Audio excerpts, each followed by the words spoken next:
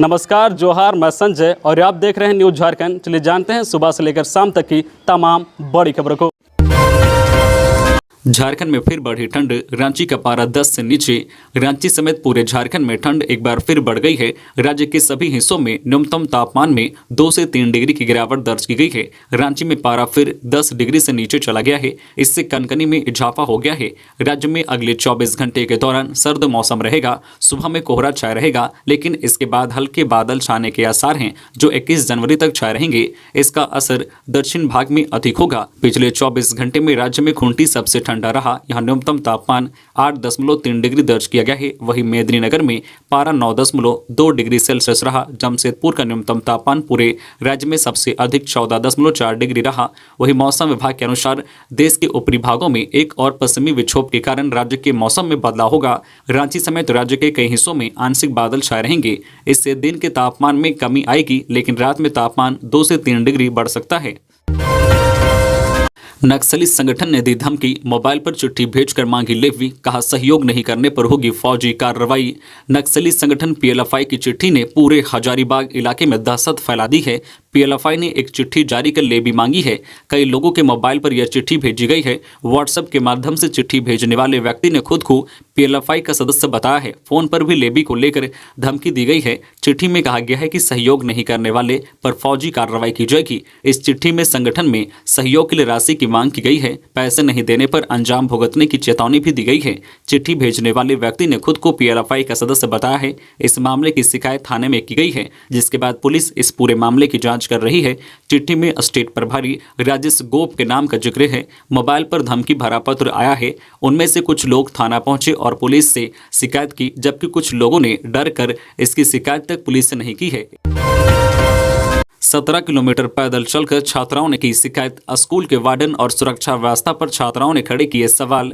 पश्चिमी सिंहभूम के खुंटपानी कस्तूरबा स्कूल की छात्राएं पैदल ही 17 किलोमीटर दूर चाईबासा उपायुक्त कार्यालय पहुंच गई। 17 किलोमीटर की यह पैदल यात्रा वार्डन की वजह से हुई। सभी छात्राएं साथ मिलकर वार्डन की शिकायत करने पहुंची थी। रविवार रात 1 बजे पैदल 17 किलोमीटर दूर चाईबासा उपायुक्त कार्यालय पहुंची और कस्तूरबा स्कूल की खराब व्यवस्था और वार्डन की प्रताड़ना की शिकायत कर दी।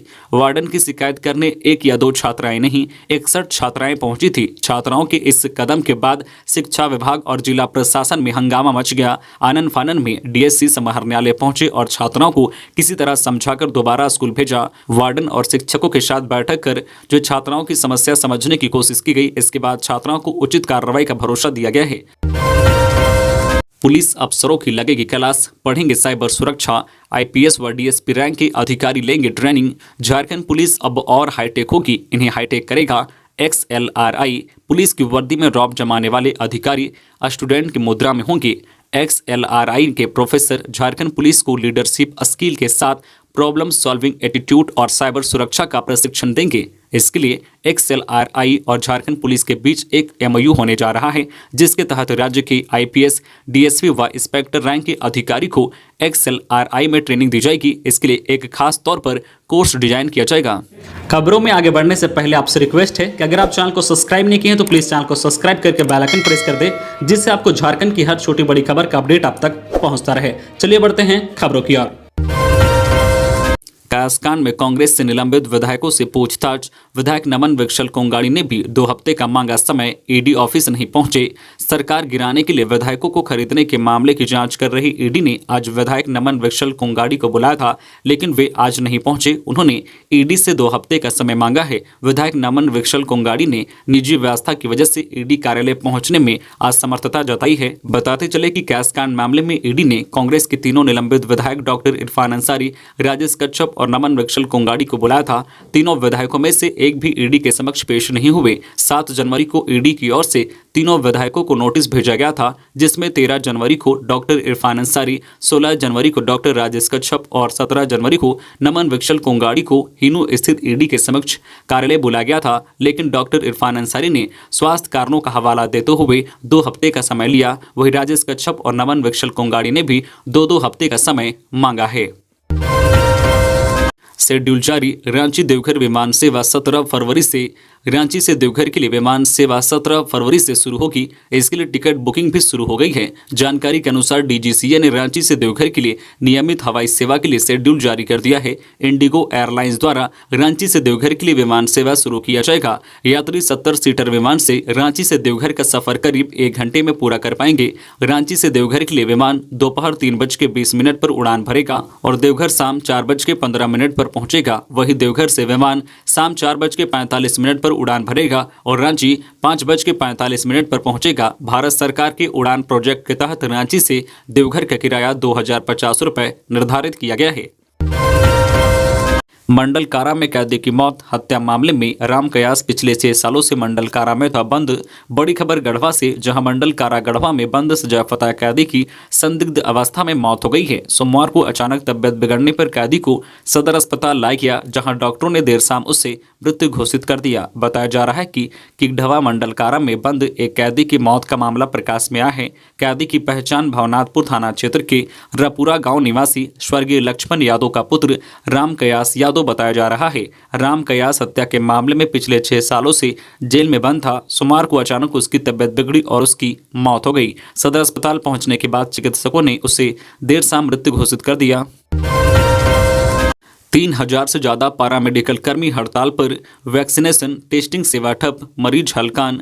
झारखंड में 3000 पैरामेडिकल कर्मी बेमियादी हड़ताल पर चले गए हैं। साथ ही राष्ट्रीय स्वास्थ्य मिशन के तहत विभिन्न स्वास्थ्य केंद्रों में कार्यरत एएनएम और जीएनएम नर्सें भी हड़ताल पर है। गौरतलब है कि झारखंड के सरकारी अस्पतालों में 60% कर्मचारी अनुबंध पर ही कार्यरत हैं। अपनी मांगों के समर्थन में हड़ताल पर चले जाने की वजह से झारखंड के सरकारी अस्पतालों में स्वास्थ्य व्यवस्था चरमरा गई है। बताया जा रहा है कि हजारों कर्मचारियों के यूं हड़ताल पर चले जाने से कोरोना वैक्सीनेशन और जांच की सेवाएं प्रभावित हुई है। यही नहीं, स्वास्थ्य विभाग द्वारा संचालित विभिन्न टीकाकरण अभियान पर भी असर होगा। रिम्स सहित अन्य बड़े अस्पतालों में ओपीडी में मरीजों का दबाव बढ़ेगा। गौरतलब है कि पैरा मेडिकल कर्मियों की अनिश्चितकालीन हड़ताल पर चले जाने से राज्य के सीएचसी, पीएचसी और सदर अस्पतालों में इलाज से लेकर जांच तक की सेवा प्रभावित होगी। दवाई वितरण और वैक्सीनेशन का काम भी प्रभावित होगा। सरकारी ब्लड बैंकों का काम भी प्रभावित होने वाला है। मरीजों को नर्सिंग सुविधाओं से भी वंचित होना होगा। सरकारी अस्पतालों में जांच की सुविधा प्रभावित होने से मरीजों को निजी लैब में अधिक रकम खर्च करनी पड़ेगी, जो निम्न आयु वर्ग के लोगों के लिए परेशानी का सबब है। झारखंड में 14 फरवरी तक हो जाएगी नए डीजीपी की नियुक्ति। झारखंड में 14 फरवरी तक नए डीजीपी की नियुक्ति कर ली जाएगी। वर्तमान में डीजीपी का कार्यकाल 11 फरवरी को समाप्त हो रहा है।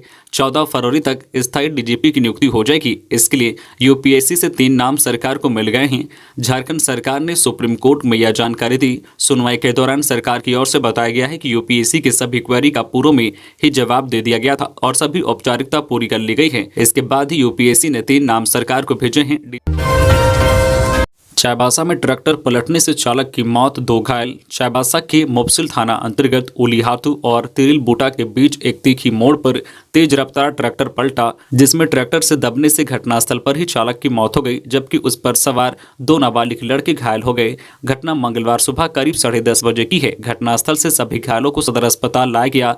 लोगों ने बताया कि मिट्टी अनलोड कर ट्रैक्टर तेज रफ्तार से तिरिल बूटा गाँव की ओर जा रहा था। उसी दौरान रास्ते में मोड़ पर ट्रैक्टर पलट गया और जिससे चालक उस पर दब गया। घायलों ने बताया कि चालक काफी तेज रफ्तार से ट्रैक्टर चला रहा था। केंद्रीय रेल राज्य मंत्री राव साहेब पहुंचे साहिबगंज, किया गया भव्य स्वागत। केंद्रीय रेल राज्य मंत्री राव साहेब पाटिल दानवे आज सुबह रेल मार्ग से हावड़ा से साहिबगंज पहुंचे, जिनका स्वागत विधायक अनंत ओझा, भाजपा के वरीय नेता गणेश तिवारी, सुनील सिंह, संजय पटेल, जिला अध्यक्ष रामदरस यादव ने बुक्के देकर व माला पहनाकर भव्य स्वागत किया। कड़ी सुरक्षा के बीच साहिबगंज में उतरने के बाद परिषदन चले गए। रन फॉर सेफ्टी में सड़कों पर उतरे कैड्स, वाहन चालकों को किया जागरूक। धनबाद शहर में सड़क सुरक्षा सप्ताह के अंतिम दिन 17 जनवरी को जिला प्रशासन ने रन फॉर सेफ्टी का आयोजन किया।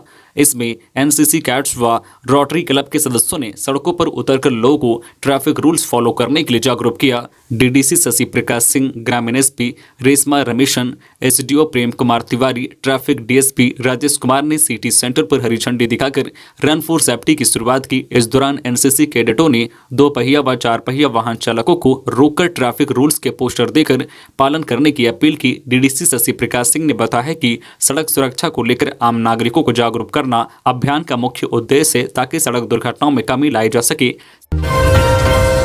सूचना आयुक्तों की बहाली कब तक? कोर्ट। झारखंड हाईकोर्ट ने सरकार से यह बताने को कहा है कि राज्य में सूचना आयुक्तों की कब तक नियुक्ति की जाएगी। सरकार को 3 सप्ताह में जवाब दाखिल करने का निर्देश अदालत ने दिया है। जस्टिस आनंद सेन की अदालत ने सोमवार को सोनू कुमार रंजन और अन्य की ओर से दायर याचिका पर सुनवाई करते हुए यह निर्देश दिया। सुनवाई के दौरान अदालत को यह बताया गया कि 7वीं से 10वीं जेपीएससी सिविल सेवा परीक्षा के अभ्यर्थियों को आंसर शीट देखने नहीं दिया जा रहा है और न ही उत्तर पुस्तिका की फोटोकॉपी दी जा रही है। सूचना के अधिकार के तहत कॉपी मांगी गई थी, लेकिन कॉपी नहीं दी जा रही है और न ही दिखाया जा रहा है। प्रथम अपील में भी जेपीएससी ने अभ्यर्थियों को उनकी कॉपी का अवलोकन करने से मना कर दिया।